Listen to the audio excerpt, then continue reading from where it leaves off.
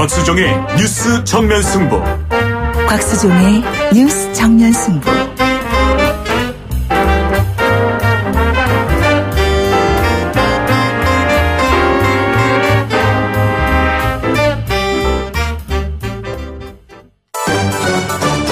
김작이 묻고 곽박이 경제로 답한다. 주파수 94.5 YTN 뉴스 FM 곽수정의 뉴스 정면 승부 3부 시작하겠습니다. 김 작가가 문을 열어줍니다. 네, 김 작가입니다. 오늘은 골디락스에 대해서 궁금한데요. 네. 경제적으로 너무 뜨겁지도 너무 차갑지도 않은 딱 적당한 상태라고 하더라고요. 네. 그렇게 이상적인 경제 상황은 어떤 상황일까요? 사실 우리나라가 이제 경제 용어로 이런 용어들이 많아요. 그러니까 골디락스 경제, 내 마녀의 날, 블랙 프라이데이 이런 이야기들이 많잖아요. 이제 그게 다 어떤 경제적 현상에 엮여 있는 이야기인데요. 골디락스 경제라고 하는 것은 영국 전래동화에 숲속에 사는 곰 집에 길을 잃은 여자아이가 헤매다가 우연하게 배가 고픈데 곰이 사는 집을 발견을 했어요. 그 안에 문을 열고 들어가니까 마침 곰이 없고 그릇이 3개가 있는데 국물이 숲이 담겨있는 그릇이 3개 있는데 하나는 뜨거운 국물이 담겨있는 그릇이 하나는 차가운 국물이 있고 하나는 미지근한 거예요. 그러니까 배가 고픈 차에 막 뜨거운 거는 못 먹잖아요. 차가운 거를 마시려니까 또 너무 차갑고 그래서 미지근한 게 좋잖아요. 이거를 경제적으로 표현하면 경기는 막 좋은데 경기가 좋으면 소비가 많아지니까 물가가 올라가야 되는데 물가는 올라간다는 말은 뜨겁다 이 말이거든요. 근데 뜨겁지 않고 미지근하게 경기가 좋지만 경기가 물가가 올라가지 않은 상태를 유지할 수 있는 경제, 그런 경제를 골디락스 경제라고 표현을 했고요. 이거를 2004년부터 2007년까지 소위 서프라임 위기가 나기 전까지의 미국 그리고 글로벌 경제 상황을 그렇게 표현을 해요. 네 마녀의 날은 주식을 보면 선물도 있고 옵션도 있고 주식 선물 주식 옵션 이 4가지가 있거든요. 이 4가지가 만기 기간이 다 합쳐지는 날, 겹치는 날을 우리가 네 마녀의 날 이렇게 표현해요. 그래서 다 경제 용어는 미국과 서구 선진국들 경제에서 나오는 용어다 이렇게 보시면 되겠어요. 지금 여러분께서는 경제학자 곽수종 교수가 진행하는 YTN 뉴스 FM 곽수종의 뉴스 정면 승부를 듣고 계십니다.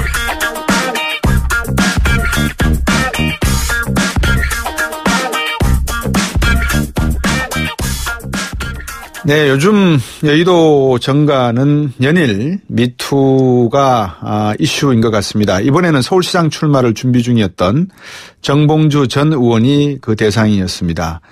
정 전 의원은 출마 계획을 일단 보류한 듯 보이고요. 이제 지방선거까지 석 달이 채 남지 않았는데 미투 파장이 지방선거에 미칠 영향 어떤 건지 또 각 정당들은 이번 지방선거에서 어떤 공천기준을 만들어야 할지 많이들 좀 우왕좌왕할 것 같습니다. 그래서 전문가 의견 준비했고요. 한국사회여론연구소의 소장이자 더불어민주당 공직선거 후보자 검증위원회의 위원으로 지금 활동 중에 계십니다. 이은영 소장 전화 연결했습니다. 안녕하십니까? 네, 안녕하세요. 이은영입니다. 네, 지금 보시기에 본론부터 여쭤볼게요. 미투 현상을 어떻게 해석을 하십니까? 일단 이 미투 현상은 그동안 이제 보수 정권이 9년 동안 집권을 하면서 하고 싶은 말을 잘 못하는 분위기가 형성됐었거든요. 네. 이제 그것이 좀 풀리는 과정에서 이제 좀 약자였던 여성들이 그런 자기 이야기를 하는 과정이라고 볼 수 있을 것 같습니다. 네.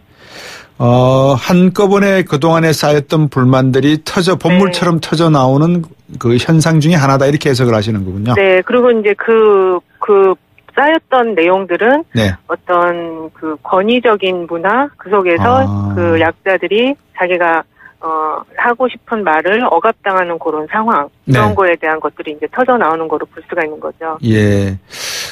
질문 내용이 좀 그럴 것 같지만 만약에 억압되었고 갑질 문화에 대한 억눌렸던 그런 불만들이 터져 나오는 거라 그러면 그동안에 정치적으로 권력적으로 그런 갑의 위치에 있던 사람들에게 대한 터져 나옴이 돼야 될 건데 좀 한 곳에 치우치고 쏠린다라는 느낌도 없지 않아 있는 느낌은 왜 그럴까요? 그래서 이제 지금 그게 아무래도 정치 영역이 이제 지금 전반적으로 검찰 법조계라든지 문화계라든지 방송계, 이제 전 학계라든지 네. 다 나오고 있는데 이제 아무래도 선거도 있고 정치계가 예. 그 여론의 그 주목을 가장 크게 받잖아요. 네네. 그래서 이제 좀 그렇게 한쪽으로 그렇군요. 쏠리는 듯한 느낌이 있는 거고 또 이제 지금 보면은 네. 그 이념적으로 약간 진보 성향 인사들 쪽으로 좀 맞춰지는 것으로 좀 보여지는 면은 있는 것 같아요. 예. 자, 그러면 또 하나의 본질적 질문, 본질이라 그럴까요? 또 하나의 관심 있는 질문. 미투 운동이 6.13 지방선거의 주요 변수가 될까요? 어떻습니까? 이게 지금 현재는 굉장히 큰 이슈인데 아무래도 이제 지방선거 후보들이 아직 그 선정 공천이 되지 않은 상황이고 네. 좀 시간이 좀 있어요. 네. 아직은 조금 선거하고는 거리가 있기 때문에 영향을 미칠 요인은 맞는데 이제 요게 어떻게 보면은 직접적으로 크게 미칠 수 있기는 조금 어려울 수도 있다. 왜냐하면 이제 이 과정을 통해서 필터링들이 이루어질 것이거든요. 그렇죠. 네, 그래서 아마 이제 이런 문제들이 공천을 하는 과정에 반영이 될 거고 예. 그러다 보면은 조금 부적격한 분들은 후보에 선정되지 않을 것이기 때문에 예. 영향을 미치긴 미치지만 이게 좀 그 검증 과정으로 갈 수가 있다. 그래서 아직 직접적인 영향은 또 조금 안 미치지 않을까 그렇게 생각이 돼요. 네. 이제 그 말씀을 듣고 보니까 이번이 네네. 상당히 좋은 기회인 것 같아요. 그동안의 네. 정치인들 또 행정인들을 국민들이 직접 투표로 뽑아내는 데 있어서 어떤 네. 분인지 잘 모르고 TV나 카메라에 나오는 이미지로서 투표를 많이 했잖아요. 좀, 네, 아무래도 그런, 최근에는 근데 이제 그 공약이나 이런 게 굉장히 중요하기 그러니까요. 때문에, 예. 이미지보다는 좀 정책, 예. 이런 쪽으로 많이 국민들이 관심을 갖고 보시기는 하죠. 그래서 그런데 이제 공천위원도 맡고 계시니까 공천 네. 기준을 만들어야 되는데 네. 일단 어쨌든 간에 미투 운동을 고려 안 하실 수가 없잖아요. 그죠? 그래서 오늘 이제 당에서도 그거와 관련해서 좀, 연석회의가 있었고요. 예. 그거는 당에서도 아마 이제, 대변인 브리핑이 있었던 걸로 아는데. 네. 일단 세 개의 원칙을 내세웠어요. 예. 피해자 보호, 불관용, 그다음에 근본적 해결 원칙을 내세우고 예. 이것들을 이제 점검해 나가겠다 이렇게 좀 이야기가 되었어요. 민주당 같은 경우도 제가 저번에 정춘숙 대변인하고 TF 위원장하고 TF장하고 예, 인터뷰하면서 제가 그렇게 말씀드렸습니다. 정말 신속하게 반응을 하셨고 네. 문제를 해결하려고 하셨고 그것이 오히려 민주당에게 덕이 될 수도 있겠다라는 말씀을 드렸어요. 근데 이 문제의 본질은 어느 정당이 빨리 개혁적인 마인드를 가지고 이 문제를 전격적으로 국민들 앞에 진실성 있게 개혁하려고 하는 의지를 보이느냐 이게 본질 아닙니까? 그렇죠. 그게 본질이죠. 지금 아까도 이제 말씀하신 것처럼 한쪽으로 좀 편향된 듯하게 보인다고 하시는데 네. 이게 사실은 여야가 있는 문제는 아니거든요. 그러니까요. 그리고 이제 이게 지금 정당에서 사실 이렇게 좀 대규모로 진행이 되는 그러니까는 그 고백들이 이어지는 게 지금 처음인 것 같아요. 네. 그러다 보니까 이제 어느 쪽이 좀 더 빨리 그 긴밀하게 대응을 하느냐 이것도 굉장히 중요한 것 같습니다. 예. 정말 첫 번째 기준 말씀 주셨는데 이 피해자 보호하는 거 말입니다. 네. 이거는 정말 중요한 이슈인 것 같아요. 그죠? 네, 그렇습니다. 그 민주당이 안전지사 성폭행 폭로 보도 나가고 이제 1시간 만에 출당 제명 조치한 거 제가 조금 전에도 말씀을 드렸습니다만 이게 박수현 전 청와대 대변인 충남지사 예비후보 등록해놓고 선거운동 중단했고 예. 또 복기왕 전 아산시장도 선거운동 전격 취소했고 소위 안희정의 친구분들이라고 하는 분들이 전부 지금 선거운동을 취소하는 상황인데 충청권 어떻게 판도에 영향을 줄까요? 아무래도 이게 이 사건이 있기 전에는 조금 그 후보들 간의 과열 그 경쟁들이 좀 있었는데요. 네. 근데 이게 지금 이제 그 사건의 진위 여부를 좀 유권자들께서 판단하실 수 있게 조금 이제 좀 냉각기를 두면서 조금 지켜볼 필요는 있을 것 같고요. 네. 그리고 지금 현재 문제된 사안들에 대해서는 아마 그 충남도당에서도 이제 그 공직선거 후보자들 검증할 때 그리고 예. 또 그 공천을 줄 때 조금 더 이제 엄격하게 할 것으로 보여집니다. 예. 자, 자유한국당이 조금 전에도 이제 저하고 말씀을 나누셨습니다만 네. 자유한국당 입장에서 이번 선거에 미투 운동이 나오는 것을 놓고 네. 6.13 지방선거가 미투 가해 정권과 순수 보수 세력 간의 대결이다. 이렇게 네. 규정을 하고 싶으셨겠죠. 이제 이런 예. 내용들이 나오는데 네. 대응도 하셔야 될 것 같고 민심이 어떤 영향을 줄까요, 이게? 근데 이게 또 이거를 지금 사실 그동안 그 보수 이제 뭐 한국당이라든지 이쪽에서는 뭘 이야기할 거리가 없었잖아요. 특히 네. 그 대표 홍준표 대표의 그 여러 가지 뭐 좀 이미지들이 좋지 예. 않았기 때문에 예. 초보 영입이 안 됐었잖아요. 예. 근데 이게 어떻게 보면 이제 그쪽 한국당 입장에서는 호재로 생각할 수 있는데 그거를 또 너무 또 이제 그 끌어다가 예. 이렇게 쓰면 예. 또 이쪽에서도 나오지 말란 법이 없거든요. 예. 네, 그렇기 때문에, 이거를 자꾸, 그러니까는 그 어떤, 그, 문제를 해결하는, 우리 사회에서 반드시 해결해야 되는 문제로 접근을 해야지, 예. 이걸 선거에 정략적으로 이용하는 거는 예. 역풍을 맞을 수가 있습니다. 그러니까요. 네. 방금 말씀 주셨지만 이것을 선거로 제대로 활용하시려면 네. 본질의 문제, 즉 방금 말씀하셨던 억눌렸던 분노와 불만이 터져나오고 있는 시대사의 움직임을 보고 네. 이거를 세대 간, 성 간, 그다음에 직업을 가진 자와 직업을 가지지 못한 자 간에 이런 네. 어떤 그 포용론, 이거에 기본을 둔 개혁과 혁신이 필요할 것인데 여기에 대한 노력은 하지 않고 그냥 어떤 마타도만 던지고 한다는 것은 우리 국민들이 바라보는 정치적 개혁은 아닐 것 같아요. 그렇죠. 지금 촛불혁명이라는 과정이 있었고 그것이 연장선이거든요, 지금. 그래서 이거를 이렇게 정략적으로만 접근을 하다 보면 정말 또 국민이 다시 한번 또 심판할 수 있을 것으로 보여져요. 네. 네. 근데 저는 그 촛불혁명을 자주 언급을 하시는데 네. 그 촛불혁명의 본질적 뜻이 무엇에 있을까요? 이번 미투 운동과 조금 연관을 짓는다면. 그러니까 이제 그게 참 여러 가지 측면이 있고 예. 학계에서 사실 이런 부분에 있어서 계속적인 지속적인 연구와 예. 우리 사회 과제들을 도출을 해주셔야 되는데 그 과정이 아직 좀 심도 있게는 이루어지지 않고 있는 것 같고요. 예. 가장 제가 그냥 개인적으로 느낄 때 핵심적인 건 그 중앙 집권적인 권력 예. 그리고 그 민주주의의 어떤 고도화 이런 네. 것들이 이제 지금 시작되고 있는 거다. 제도적인 민주주의가 아니고 내용적인 민주주의가 네. 이제 국민들이 직접 시작하셨다 이렇게 좀 예. 저는 생각이 되어요. 예. 좀 더 쉬운 말로 그냥 국민 눈높이라 그럴까요? 제 나름대로 네. 해석을 해본다면 네네. 국정농단이지 않습니까, 결국?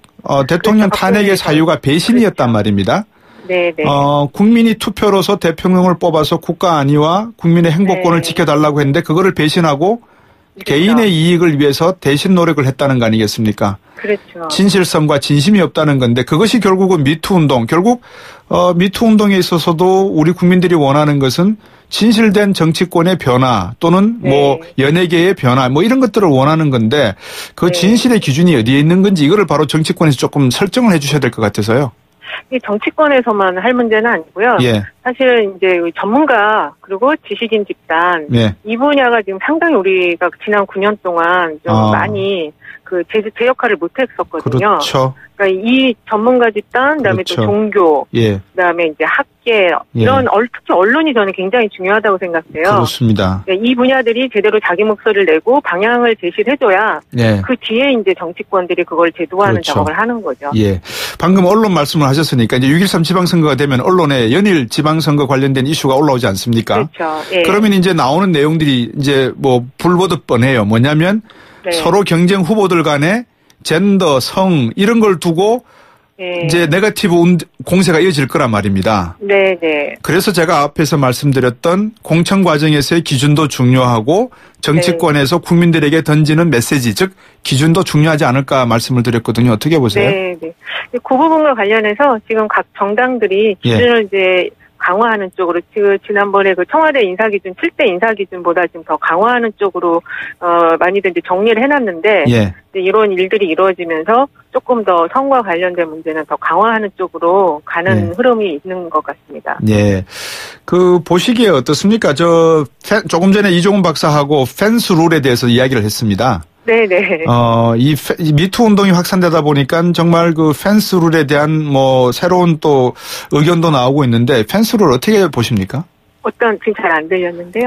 펜스 룰이라고 아시지 않습니까? 그죠? 그러니까 여성과의 어떤 이런 만나는 기회라든지 이런 걸 스스로 자제하고 줄여나가는 것을 의미하는 것 같은데요. 네. 예, 남성들이 이제 미투 운동을 이렇게 바라보는 시각에서 스스로 조심하겠다는 것은 이해가 되는데 지나치게 이게 갈 경우에는 뭐 회식 자리라든지 회의 자리에서 여성을 회피하는 그런 움직임을 놓고 펜스 룰이라 그러더라고요. 그거 관련해서 이제 그런 얘기도 있더라고요. 이렇게 되면 그러니까 여성들을 채용하는 거에도 문제가 생길 수가 있다라는 시각이 좀 있는데, 그래서 이 미투를 할 때 반드시 본인 실명으로 해야 된다라는 또 주장도 일각에선 있더라고요. 그러니까 이게 어느 한쪽 성의 문제라기보다는 우리 사회가 같이 힘을 합쳐서 해결해야 될 문제로 보여집니다. 예. 안희정 전 충남지사 변호사 선임하는 등 나름대로 이제 법률적 대응을 준비하는 걸로 알려졌는데 네네. 어떻게 보십니까? 앞으로 안희정 지사가 해야 될 일이라 그래야 될까요? 어떻게 정리를 해야 될 것 같습니까? 이게 너무 갑자기 터진 일이고 그리고 이제 그 개인들 간의 문제이기 때문에 당장 판단하기는 좀 어려운 것 같고요. 네.